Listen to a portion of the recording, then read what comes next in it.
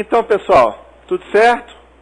Beleza, vamos hoje começar o nosso primeiro bloco aí da aula 10, tá? Essa aula, diferente das aulas anteriores, a gente vai procurar fazer um pouquinho mais da parte prática para vocês, tá? Eu tirei essa 10ª aula para mostrar um pouquinho como funciona a parte de administração de rede no Windows Server 2003. Então, para isso, nessa aula, nós vamos falar agora no primeiro bloco de toda a parte de Active Directory que a gente conversou durante a aula 9, a aula passada, tá? E vamos mostrar também quais são os principais serviços de rede que a gente pode administrar usando o Windows Server 2003. Tá? Vocês vão ver que a interface é fácil e intuitiva e tudo que a gente aprendeu na aula, a gente vai poder aplicar aqui. É claro que quando você chega na hora de administrar, né, a parte gráfica mesmo, a gente tem algumas opções a mais do que o que a gente vê na aula, que é o protocolo em si. Tá? Mas a ideia hoje na aula é demonstrar para vocês um pouquinho como que vocês fazem para fazer a administração dos serviços Windows, tá? Quando você tem uma rede baseada em Windows Server. Tudo bem? Então, bom, para a gente começar a nossa aula de hoje, a ideia é mostrar um pouquinho daquilo que a gente conversou na aula 9 sobre serviço de diretório Active Directory. Tá? A ideia é a gente ver onde aqueles conceitos principais que a gente viu, a gente encontra para poder fazer as configurações necessárias para o seu domínio.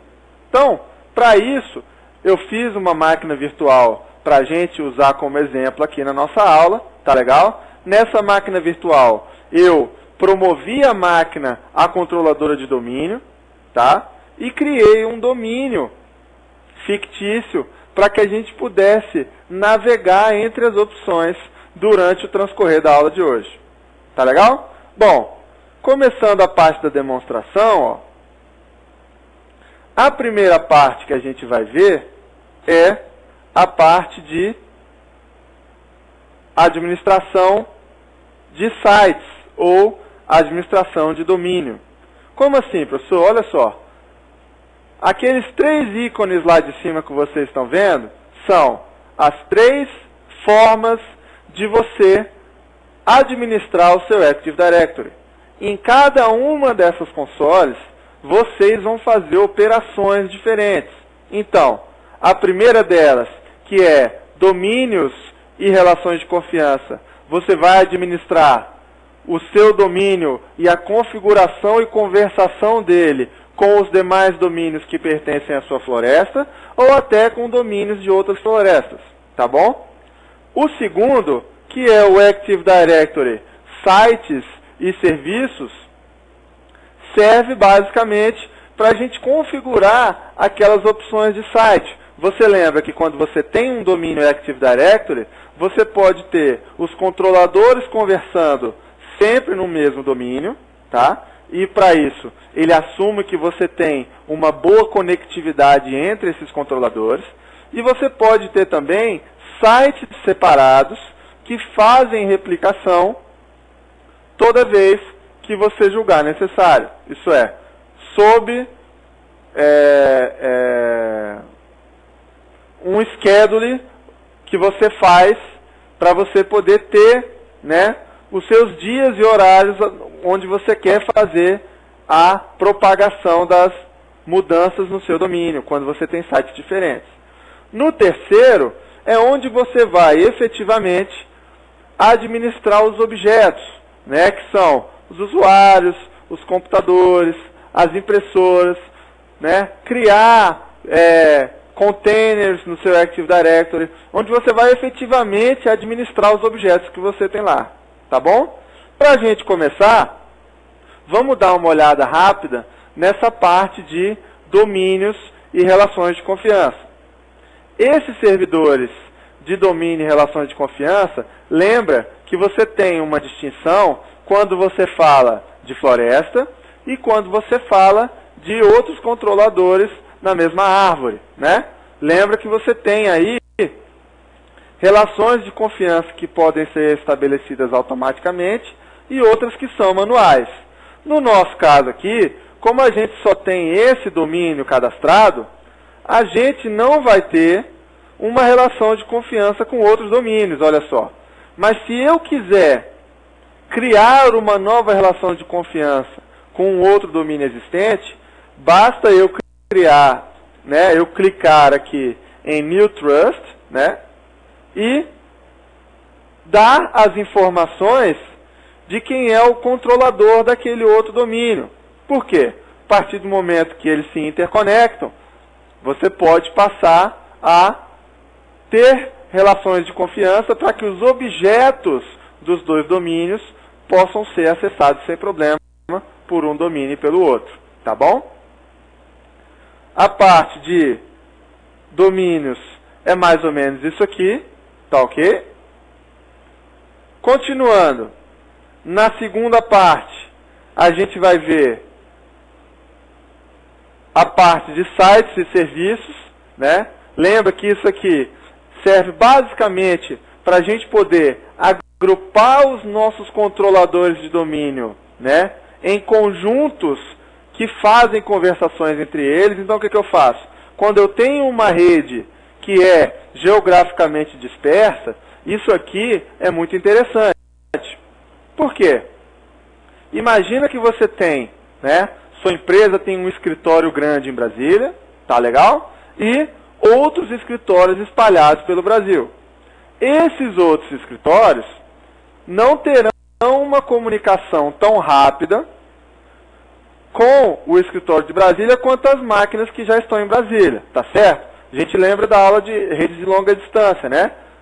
Quanto maior a distância, mais caro é e mais difícil é você ter um link rápido, ok? Então o que acontece? Como o controlador de domínio é a alma da sua rede Windows, você, quando tem uma rede um pouquinho mais complexa, normalmente já opta por ter mais de um controlador de domínio. Quando a rede é dispersa, então, é muito comum você ter um outro controlador de domínio nessa outra localidade. Por quê? Toda a informação que as máquinas dessa outra localidade precisarem tratar com o controlador de domínio, vão tratar localmente e não vão trafegar essas informações pelo seu link de rede. Isso é, você vai economizar banda, tá bom? Então o que acontece no fim das contas?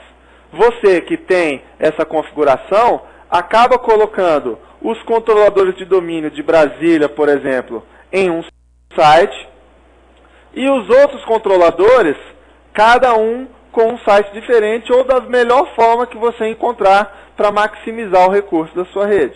Então o que a gente vai fazer aqui? Ó? Nesse primeiro caso aqui, ele é o primeiro site, tá? É o site padrão que ele cria na hora que você faz um novo domínio, né? Ele cria uma série de coisas por padrão, dentre elas isso aqui, tá legal?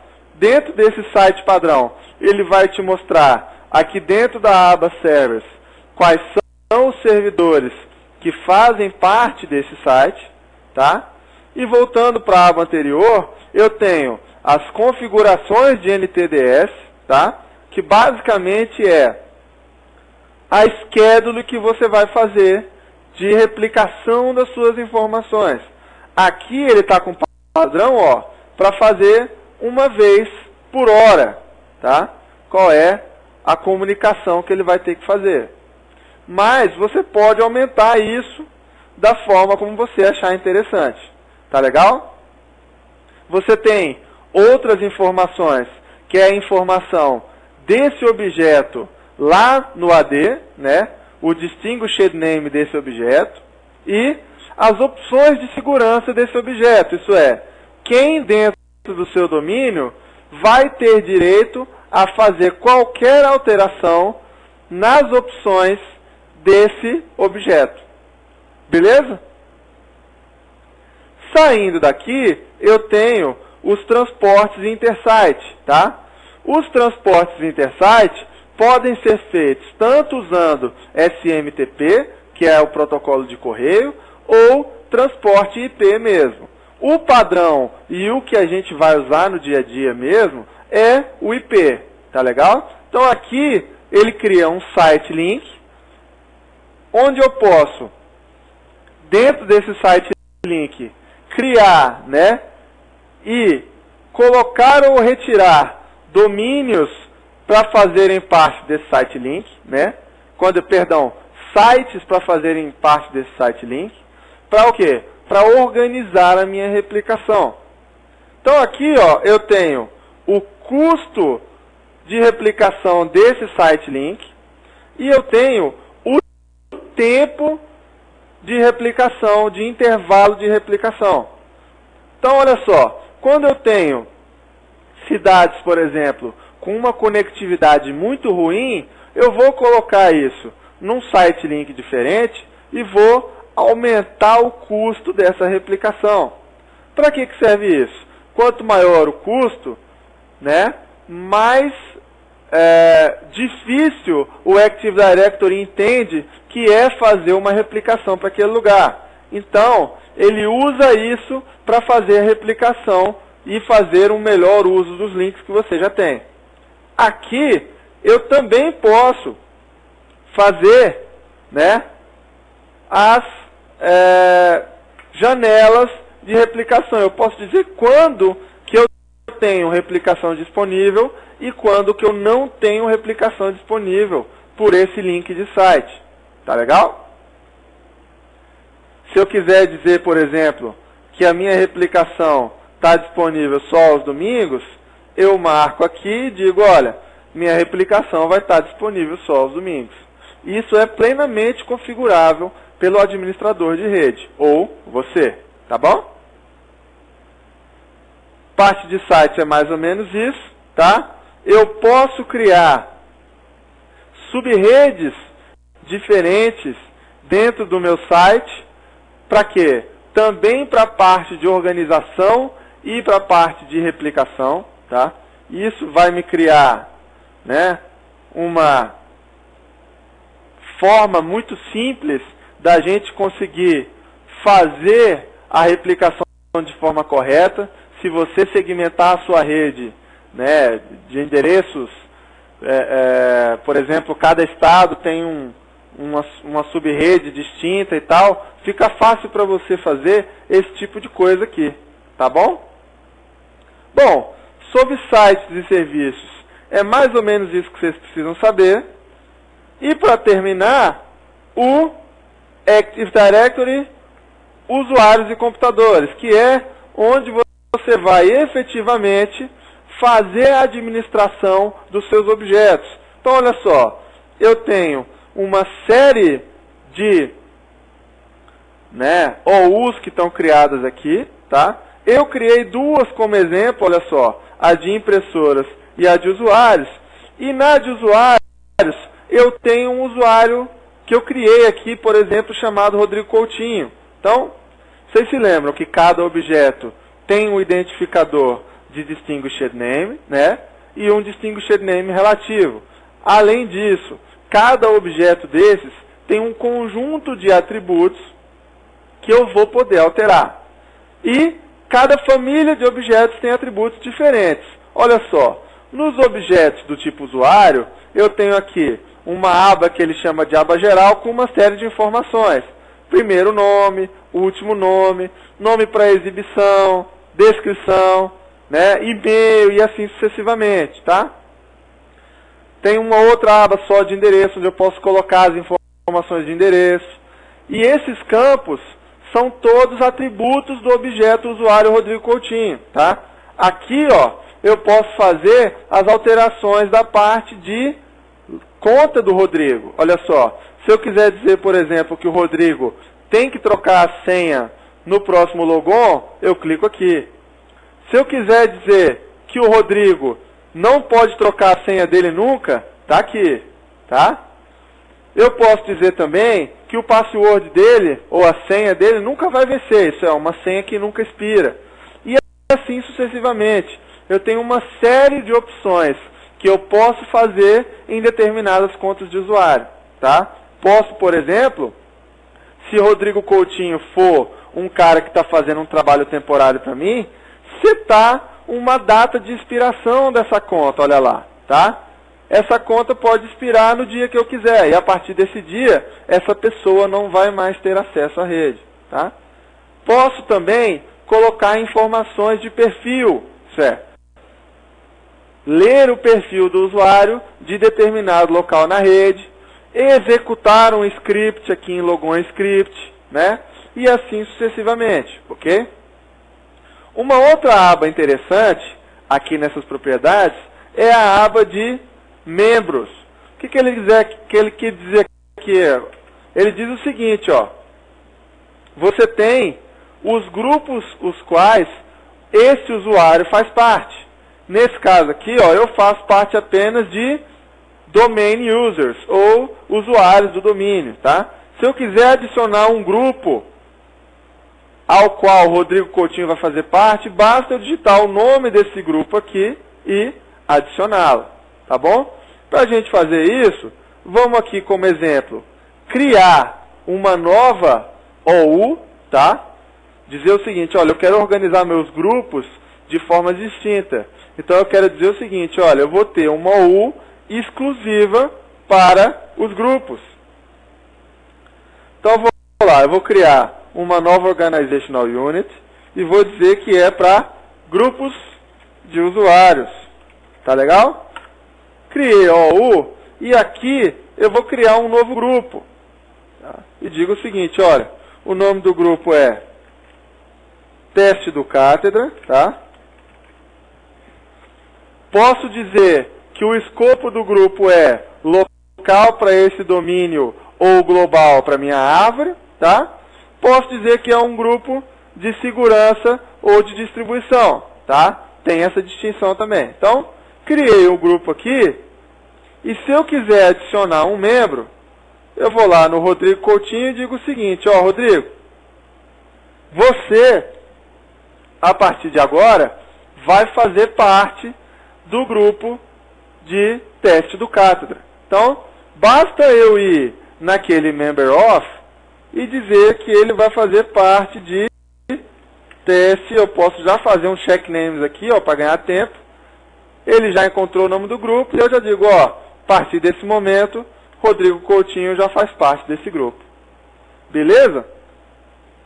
Aqui no Cátedra EAD, eu posso fazer, né, a parte de mestres de operação, tá vendo? Lembra que a gente viu que a parte de mestre de operação você só tem, geralmente, um por floresta, né? E aqui a gente pode, né, setar os mestres de operação para infraestrutura do domínio, né? Para domain controller primário e assim sucessivamente. Tá legal? Além disso, esse é o que você vai usar mais no seu dia a dia, porque é aqui, afinal de contas, que você vai fazer a administração propriamente dita dos seus objetos. Tá bom? Pessoal, sobre Active Directory, o que a gente precisava ver era mais ou menos isso aí, tá? No próximo bloco, a gente vai ver a parte de DNS. Agradeço a companhia de vocês no primeiro bloco e até o segundo bloco.